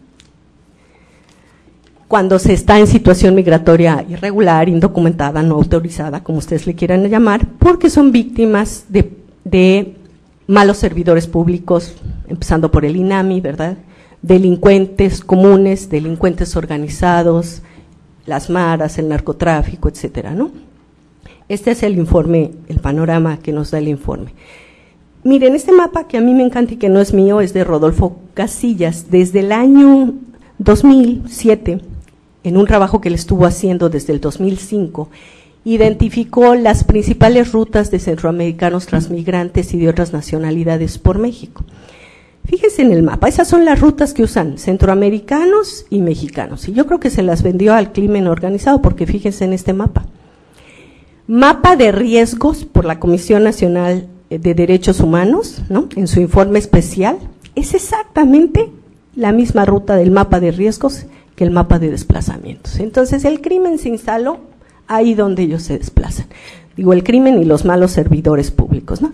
Y además está ahí municipio por municipio, ¿no? No solo estado por estado, sino municipio por municipio. Y esas son las rutas y esos son los riesgos. O sea, todo el país es hoy lo que yo primero, bueno, otros colegas han llamado frontera vertical y yo he llamado frontera geométrica, porque no es una línea, es de dos dimensiones, bueno, es tridimensional, pero en fin, ¿no? Bueno, el día de ayer, Milenio Online sacó una nota respecto a lo que decía el doctor. Activistas denuncian ante la alta comisionada de Derechos Humanos de la ONU, que anduvo por Oaxaca, el crecimiento alarmante de secuestro a inmigrantes. Y la nota dice esto, ¿no? Que es un panorama de terror, que hay hostigamiento de autoridades y grupos criminales, de policías federales, estatales y municipales, que son los que más agreden a los migrantes. Yo cuando era chiquito, mi hijo, pensaba, ¿cómo le voy a decir a mi hijo, como cuando yo era chiquita me decía mi mamá, que los policías están para servirle a uno, ¿no? Yo ya no tenía esa noción en mi cabeza, ¿no? Era, si ves un policía, aléjate rapidísimo. Y como dicen en México, y cuéntaselo a quien más confianza le tengas, porque seguro te va a saltar, ¿no? Y aquí está, ¿no? Policías federales, estatales y municipales son los que más agreden a los no solo a los migrantes, a los defensores de los migrantes. Estas casas, albergues de los migrantes, de 2004 a 2007 ha habido 62 agresiones a albergues de migrantes. Y agresiones van de todo tipo, desde amenazas de muertes hasta allanamientos del tipo que el doctor nos decía en el ICE, pues también se reproducen acá en México. Robo de material y escuchas telefónicas, ¿no? La sofisticación. Ustedes saben de los secuestros y las fosas clandestinas en complicidad con autoridades y bandas del crimen organizado. Esto es también de verdad de terror, de terror. Yo he leído cosas que, bueno, saco mi pañuelito porque es horrible. Falta de sensibilidad y de voluntad política de las autoridades en todos los niveles para atender los secuestros de migrantes mexicanos y centroamericanos, lo que nos relataba el doctor en su presentación. Ya voy terminando, ¿eh? Bueno, en el año 2000, este mapa también es de Rodolfo Casillas, el Estado mexicano trató de poner un cinturón de control e inspección migratoria en el Istmo, que es la parte más cerrada del país, ¿no? Entonces ahí podemos poner un cinturón para evitar que suban. Y lo que quiero llamar la atención, los puntitos negros son las estaciones o estancias migratorias que había en el año 2000 en el país, la mayoría concentradas en el sur, pero sobre todo en la frontera sur de Chiapas con Centroamérica, con Guatemala, pero por extensión con Centroamérica. Vean el mapa que sigue cómo se llena. Desaparecen los cinturones de control e inspección, pero aparecen arriba, todo el mapa, estaciones migratorias, que son lo que en España le llaman centros de internamiento. Y ahí es donde es la misma ruta de riesgos. Entonces, todo este contubernio entre autoridades, crimen organizado, etcétera. También debo decir que ahí han proliferado las casas de albergues para migrantes, ¿no? La sociedad civil se hace cargo. Bueno, el 22 y 23 de junio de este año fue una conferencia internacional de apoyo a la estrategia de seguridad de Centroamérica. Creo que andaban por allá algunos colegas, ¿no? Y yo rescato algunas cosas de ahí. La primera, intenta desarrollar políticas, programas, estrategias y acciones que permitan prevención de violencia juvenil, violencia armada, violencia de género, tráfico ilícito y trata de personas, prevención desde lo local. Lo que me llama la atención es por primera vez este reconocimiento, ¿no? La conferencia internacional está reconociendo que hay que combatir la violencia juvenil, la violencia armada y la violencia de género. Y bueno, yo pensé, bueno, es un pasito adelante, estos pasos que alguien decía que hay que dar. Y termino. Lo que ha sucedido es que el enfoque policial y represivo anterior de los mapas va a tender a diluir las fronteras del problema y se concentra en una dimensión militar y operativa contra los delincuentes, pero no atiende la vulnerabilidad de los migrantes centroamericanos y mexicanos. Y voy a la reflexión final. Para atender la multiplicidad de situaciones y condiciones de vulnerabilidad que enfrentan los migrantes, resulta pertinente analizarla en sus distintos momentos, en origen, en destino, en tránsito, en remigración, esto que nos dicen que se están moviendo de Carolina del Norte a Utah y a no sé qué, y de retorno, estos que vuelven, ¿no? El programa paisano que el doctor impulsó desde el COLEF tiene esa idea desde hace mucho, ¿no? En cada etapa del proceso migratorio, los riesgos a los que se exponen las personas, además de ser diferentes, son múltiples. O sea, no es un riesgo, son muchos riesgos. Estos aspectos negativos de la migración están determinados por políticas públicas sobre migración y derechos humanos que no atienden debidamente estas situaciones negativas. Y por último, la investigación puede contribuir con conocimiento para incidir en los determinantes sociales y estructurales de la vulnerabilidad. Y ese es el objetivo de este seminario. Y termino.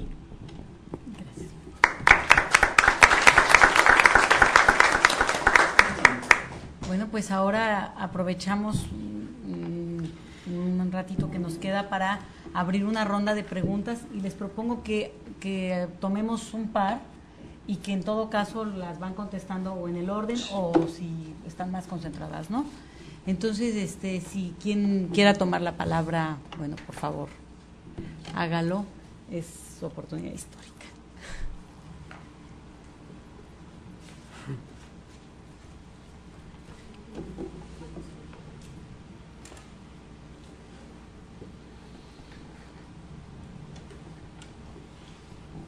Como yo voy a intervenir después, no quiero. Sí, por favor. Una pregunta para Graciela. Póntela para que para Graciela o Lorenzo, cualquiera. La idea fundamental es de que en este proceso de acelerada migración que nos documentan de España, fundamentalmente este incremento en los últimos años de 5 millones o más de inmigrantes de inmigrantes hacia España, tuvo que tener un contexto de un apoyo de Estado, de una política de Estado, fundamentalmente. Entonces, el punto importante ahora es cómo el Estado se está reorganizando para hacer frente a esto. Tuvo una lógica económica, tenía una lógica para apoyar las actividades, el crecimiento económico, y tenía una lógica que mencionabas, Graciela, también de una estructura demográfica, hacer frente a una escasez de un mercado de trabajo.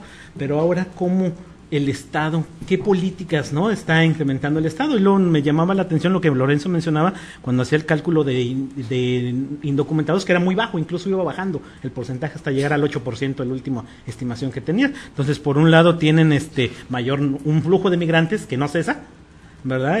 Y por el otro lado tienen un documentado, pero tienen una funcionalidad económica diferente. Desde la política de Estado, ¿qué es el punto relevante, ¿no? ¿Qué se está haciendo? ¿Cómo el gobierno español está enfrentando este proceso? Y, perdón, si me permite una segunda pregunta para Maru. Cuando hablaba de la vulnerabilidad de los migrantes, muchos se analizan la vulnerabilidad a nivel micro, a nivel de los individuos, ¿verdad? Pero creo que como sector social también hay una vulnerabilidad macro. Es decir, como un sector visto como algo que no es favorable para muchas sociedades, tanto en su tránsito como en su estadía. Y los gobiernos de los estados, los gobiernos de las repúblicas, también no hacen mucho por esto, no por prevenir. Se enfocan más a violaciones individuales que a violaciones sectoriales. Dentro de esta perspectiva que tú nos presentas en esta vulnerabilidad, ¿qué perspectivas vemos del gobierno mexicano trate a esta vulnerabilidad de los migrantes en dos dimensiones? La vulnerabilidad de los migrantes como sector, de los migrantes mexicanos en Estados Unidos, o sea, reconociéndose como un país expulsor. Y segundo punto, la vulnerabilidad de los migrantes que van en tránsito, reconociéndonos como un país de tránsito también fuerte. Media hora más. A Lorenzo, si nos puedes hablar un poquitito más del marco institucional discriminatorio. ¿Cómo se construye este marco institucional discriminatorio en el caso español?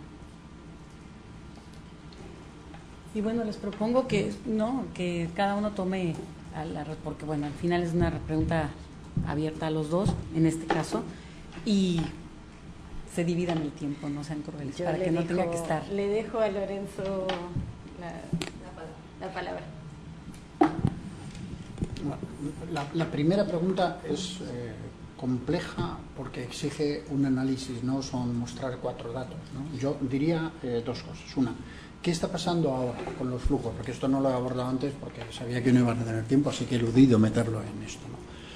Sobre esto me atrevería a decir 2 cosas que pueden aparecer contradictorias, pero flujos de retorno masivo ni ha habido ni los va a haber, pero flujos de retorno es algo que va implícito en los procesos migratorios y por tanto siempre los ha habido, y en la época de crisis es normal que se acentúen algunos de ellos. Y esto sé que es un argumento contradictorio, pero diré, para el primero citaría una cosa reciente de la OIT y para el segundo citaría una cosa reciente de la OCDE que explica por qué siempre ha habido flujos migratorios. Entonces, ¿qué está pasando en España? En España están pasando, en términos de stock, en estos momentos hay una cifra sorprendente. Por primera vez, los datos del 1 de enero del 2011 dice que en España hay menos extranjeros no comunitarios que el año pasado. Y esto es una noticia excepcional, pero enseguida hay que matizarla, porque claro que haya, no me acuerdo ahora los datos, pero 20 o 30.000 extranjeros no comunitarios menos que el año pasado, hay que recordar que aunque no conozcamos todavía los datos de nacionalizaciones del 2010, que aproximadamente 90 o 100.000 latinoamericanos se han nacionalizado y por tanto en los datos ya no están como extranjeros, están como españoles, porque en el padrón no hay concepto doble nacionalidad. Y es lo que ellos señalen, pero tenderán más a ponerse allí como españoles, ¿no? Entonces, por tanto, ¿pero esto qué quiere decir en términos de stock? Si analizamos los flujos de llegada claramente han caído y han cambiado. Han caído notabilísimamente los flujos llegados al trabajo, y esto hay datos, que no me acuerdo los años, pero ha pasado de 200, casi 300.000 hace 4 años, a 100.000, a no sé cuántos mil, a 10.000. Los datos del último año han llegado a España 10.000 personas con permiso para trabajar. Pero hay que recordar que cuando empieza la crisis llegaban 300.000 con permiso. ¿Qué está aumentando? Algo también normal. Es que no hay nada normal en esto. Algo normal en los procesos migratorios, flujos de reagrupación familiar, que no van ligados a la crisis. Con la característica de que en España todo reagrupado familiar mayor de 18 años por un problema que hay entre 16 y 18, pero en fin, las mujeres o varones cónyuges reagrupados pueden trabajar inmediatamente. Es decir, antes no podían inmediatamente, tenían que pedir un permiso, pero ahora pueden. Con lo cual son migraciones no laborales, pero que tienen consecuencias laborales, ¿no? ¿Qué está pasando con los retornos? Esto es lo más difícil de decir, pero mi opinión personal es que está habiendo retorno significativo. Alguien ha hablado con alguien sobre Navarra. En Navarra hay una encuesta, lo del Observatorio de Inmigración, que muestra claramente cómo está habiendo retornos. Esto no lo reflejan las estadísticas, porque en general las estadísticas de todos los países en el tema de retornos son malas, en España son muy malas. Y esto además tardaremos como un tiempo en conocerlo. Por tanto, está habiendo cambios en los flujos de lo que está aconteciendo. ¿Son ligados a los cambios de políticas? En mi opinión, no. Y entonces ahora ya entro en una interpretación. O sea, que hubiera alguien del Partido Popular Español, no le va a gustar nada lo que va a oír. Pero yo no lo digo, yo no soy de ningún otro partido, pero esto es mi análisis de qué había en España antes del 2004 y qué hay en España en términos de políticas de gestión de los flujos migratorios después del 2004. Esto es un mundo radicalmente distinto y no depende del cambio de las leyes, sino del cambio del reglamento de extranjería que se produce a final del 2004 cuando llega el gobierno socialista y que crea por primera vez un sistema de gestión de flujos que con distintos mecanismos. Ese sistema es manifiestamente mejorable. pero sin duda alguna es el mejor sistema que hemos tenido en España para gestionar flujos migratorios. Y que en estos momentos es una cosa que acabo de escribir comparando esto con Estados Unidos, y que llego a decir, Estados Unidos debería reflexionar porque ahí hay un modelo de gestión de los flujos migratorios. Este modelo tiene una pieza que antes ha comentado el profesor Bustamante, que es precisamente el tema de acuerdos con países de origen. Esto no es muy importante para América Latina, aunque estos existen y algo hemos analizado sobre eso, pero esto ha sido muy importante con todo el norte de África y los países subsaharianos, especialmente Senegal, Mauritania y otros, ¿no? Ahora es difícil que haya un senegalés irregular en España que haya llegado después del 2004. Esto puede parecer asombroso, pero esto es muy difícil. Pues los hay, pero en términos de volumen no, porque prácticamente los pocos que llegan son devueltos a su país de origen. Esto es parte. A cambio de eso hay más cosas en este pacto. Es que por primera vez ha podido llegar contingentes de gente de Senegal legales a España montados en un avión, y esto nunca había habido. Pero eso es también parte del acuerdo, que parte del contingente se hace. Y ha habido una cosa que ya señaló antes Graciela, la regularización. El proceso de regularización del 2005, tan criticado por el Partido Popular, pero tan positivo en mi opinión, tan eficaz, nunca se había gestionado, tan complejo pero tan bien gestionado. Parezco un publicista del gobierno, pero siento decir que esto, yo no, como he publicado estas cosas por escrito, las cosas buenas se pueden decir, sí, como lo he publicado por escrito y esto lo enfrento con la academia, es decir, que quien me lo discuta desde la academia, pues que me lo discuta. Claro que al Partido Popular no le gusta oír esto, pero ¿cuál es y el mismo reglamento de 2004 recuperó una figura que ha estabilizado, que es la figura de la regularización individual permanente por arraigo, que hace que en estos, desde el año 2006 que viene funcionando, no recuerdo la cifra, pero quizá unas 300.000 personas se han regularizado. De esto no se habla, ¿no? También hay otro proceso de regularización bien importante en España, que es que cada vez que se amplía la Unión Europea hay un montón de regularizados. Claro, es decir, que en España ya no hay rumanos irregulares, no van a ser irregulares si son comunitarios. Claro, había un montón irregulares, cuando entran en la Unión Europea dejan de ser irregulares. Tenían que tener un permiso de trabajar, ya ha dicho Graciela, ahora ya ni eso. Con lo cual, estos no son, pero claro, dices, pues eso no es éxito del Partido Popular, del Partido Socialista, no, pero eso es un cambio radical. En España estos no son irregulares, punto. Entonces, este es el resultado. El resultado es que en España teníamos, cuando el PP deja el poder, el 40% de la inmigración irregular, y en estos momentos mi estimación máxima, porque la otra que doy es el 5%, o sea que es entre el 5 y el 8%, es el 8% de inmigrantes no comunitarios y el 5% del total. Es decir, que de los 5 millones y pico hay en torno a un máximo de 250.000. Esta es mi estimación, basada en una razón clara. Los datos del padrón en España y los datos de situación irregular, el padrón sobreestima la población en España. Todos los expertos lo dicen. Es decir, el padrón, y ahí están todos los que están regulares e irregulares. Puede haber alguno que no se apunte, pero está claro que esto sobreestima.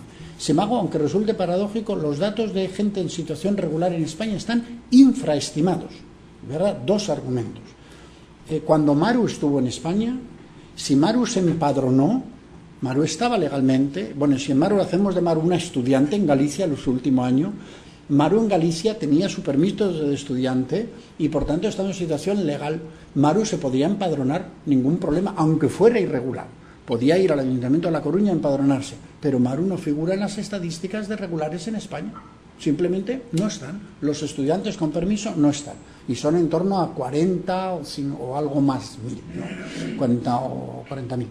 Pero tampoco están los que no han renovado. En fin, esto no lo voy a explicar, pero esto supone que algo más de 150.000, que esto es muy fácil de solucionar, consistiría en que las cifras que saca el Ministerio las sacara siempre como provisionales, porque las cifras son siempre unos meses después, las cifras van referidas a un periodo, 31 de marzo, pues hay gente que le van a dar el permiso el día 1 de abril, pero ya no está en la estadística del 31 de marzo y nunca va a estar, estará en la estadística siguiente, que sale a 30 de junio, pero no en la de marzo. Es muy fácil y son aproximadamente 100 y pico mil, con lo cual las dos cosas. Y haciendo esa simple operación, que no es nada lucubrar. Esto es mucho más fácil, esta estimación, que la de Passel sobre los 11 millones de irregulares en Estados Unidos. O sea, que esto es muy claro. Y este es el resultado.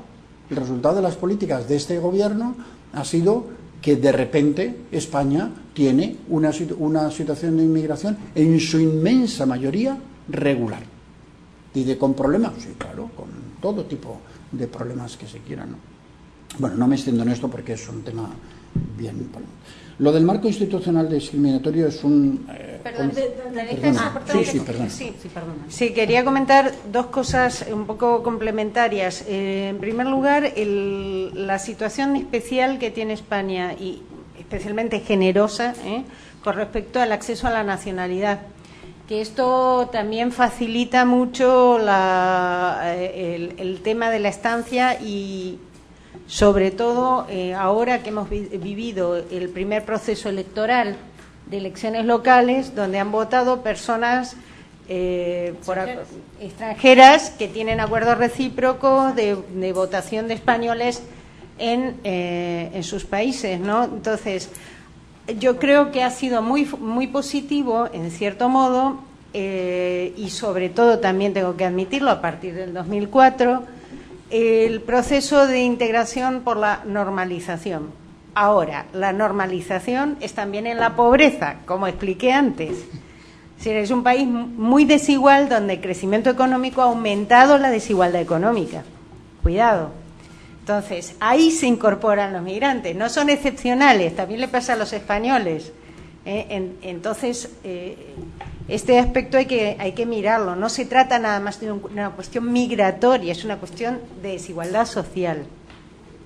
Otro aspecto positivo es que esta diversidad, esta descentralización de las políticas sociales de bienestar que tiene España permite abordar la cuestión social, educativa, sanitaria, etcétera, de una manera más directa, con lo cual, como están transferidas las competencias hasta los municipios, esto hace que la gente, tenga más peso en lo local y, a su vez, las autoridades reconozcan a sus vecinos y, entre ellos, a los inmigrantes. Y esto se ve por indicadores varios, pero entre ellos, por ejemplo, por la cantidad de proyectos de codesarrollo, de apoyo de asociaciones de inmigrantes que llevan proyectos a sus países de origen, que en el ámbito descentralizado, en los local, regional, etcétera, está enormemente extendido. Entonces, yo creo que hay varias políticas acertadas, la tendencia a la normalización, la facilidad en la nacionalización, la cuestión del ámbito local, que pesa mucho, y sobre todo del peso de las políticas de bienestar desde el punto de vista local, que facilitan, abordar estos aspectos, ¿no? No sé si me dejo. Sí, en mi intervención, claro, no hablo nada de política de integración, pero esto es un tema básico, ¿no? Donde añadiré una cosa que no lo dice Graciela, que es el importantísimo papel que en esto cumplen redes sociales como Cruz Roja. Sí, para mí una de las claves, y no me lo improviso aquí, para mí una de las claves de por qué se ha producido toda esta integración tan rápida, porque España es también en esto otro país excepcional. O sea que en los libros de historia de las migraciones internacionales dentro de unos años habrá un capítulo para estudiar el caso español. El caso español ha sido esta década está terminando, no se va a repetir, a partir de ahora seremos un país de inmigración madura. Pero esta década ha sido una cosa absolutamente, donde se han roto todos los baremos de cómo crece la inmigración en un país en época de paz, sin haber ningún conflicto que haya incitado la expulsión de sus países de origen. Y en este tema hay eso, y luego cómo se trata a los inmigrantes en la educación y en la sanidad en España. Es decir, estos son elementos.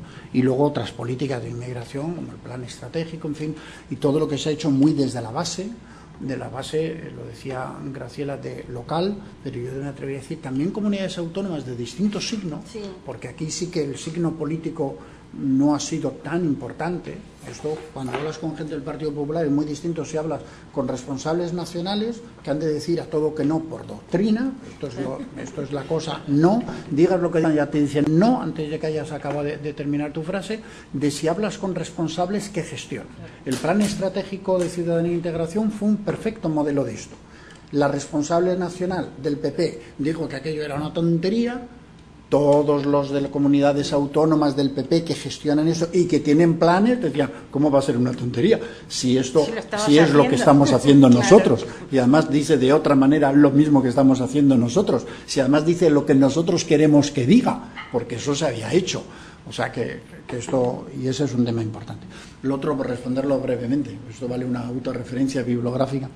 Esto del marco institucional es un concepto que incorporé para intentar explicar cómo hay un conjunto de mecanismos legales que marcan caminos de cómo los inmigrantes, de dónde se pueden integrar los inmigrantes, de cómo se pueden integrar y que por tanto marcan, digamos, campos de posibles para los inmigrantes, ¿no? Y que conducen a que también los inmigrantes adecúan sus estrategias a este marco. No es utilizar la palabra discriminación en un sentido jurídicamente ortodoxo, porque esto no significa que yo diga que todas las normas de extranjería son discriminatorias, no. Quiero decir con esto que hay una discriminación radical al nacional del extranjero, que es legítima en origen, pero que esto es lo que dice Javier de Lucas, esta es la herida original de las políticas de inmigración. Es esta diferenciación radical entre la gente que es de un Estado nacional y la gente que no es de ese Estado nacional. Por eso es una utilización, diré, impropia, también entrecomillado, de este concepto. En fin, dedico un largo capítulo en el último libro, que tenéis aquí una copia, que sé que lo traje la otra vez, pero tenéis una copia de ello. Bueno, muy rápido, porque ya todos tenemos hambre y queremos ir a comer. Lo que me pregunta Héctor acerca de las vulnerabilidades múltiples, de hecho su pregunta abona en esto, ¿no? Este sector de mexicanos en Estados Unidos, los migrantes en tránsito por México, y agregaría yo otro, los migrantes mexicanos en Canadá, ¿no? Porque es muy interesante quién los atiende. Por ejemplo, a los mexicanos en Estados Unidos hay un programa que se llama Instituto de los Mexicanos en el Exterior, ¿no? Que eso casi Estados Unidos, el 90 y muchos %, ¿no? Y está a cargo de la Secretaría de Relaciones Exteriores, ¿no? Mientras que el programa México-Canadá lo gestiona la Secretaría del Trabajo y Previsión Social, y esto te habla pues de las asimetrías de poder que Jorge Bustamante nos menciona siempre, ¿no? Tú con Canadá puedes negociar, pero con Estados Unidos pues quién sabe, ¿no? Y lo del migrante en tránsito es una política de contención migratoria, ¿no? No es de gestión de las migraciones, ordenada, legal y segura, para nada. Es contención, es convertirse en esta frontera geométrica que va conteniendo hacia arriba, ¿no? los flujos, ¿no? ¿Y quién la gestiona? Secretaría de Gobernación, Instituto Nacional de Migración, más los que se sumen, ¿no? A esta política, sí, es policíaca. Entonces hay estas diferencias. A los mexicanos en el exterior, la llamada diáspora, se les corteja, sobre todo a sus remesas y a sus envíos, ¿no? Alguna vez Leticia Calderón me dijo, ¿sabías que ya hay un programa Mi Casita en México? ¿No? Entonces me metí a curiosear, y todos los programas que tiene el Instituto de los Mexicanos en el Exterior, que son interesantísimos, las ventanillas de salud, la matrícula consular, etcétera, etcétera, ¿no? Es este cortejo de la diáspora, ¿no? Que mande lana, ¿no? Que la siga mandando y que no se desvincule. Con los de Canadá, bueno, son trabajadores, van a chambear y vuelven y no sé qué, y están muy controlados. Yo tengo una conocida, siempre alguien tiene un conocido, como los antropólogos, ¿no? Que tiene 20 años yendo, y ella trabaja en México solo en Navidades, de noviembre a febrero, y se va todos los años, y en donde trabaja en México es empleada doméstica, tiene 20 años en ese empleo. Sus patrones ya saben que ella solo viene de noviembre a marzo, y que se va a Canadá el resto, y toda su familia, sus hermanos, etcétera, etcétera, ¿no? Y ella siempre me habla, no, es que fuimos a la Secretaría del Trabajo y todo es una gestión como laboral, ¿no? Y mientras que los migrantes en tránsito es policíaca, ¿no? Entonces esta gestión y estas vulnerabilidades múltiples depende también de esa heterogeneidad en los flujos migratorios mismos, ¿no?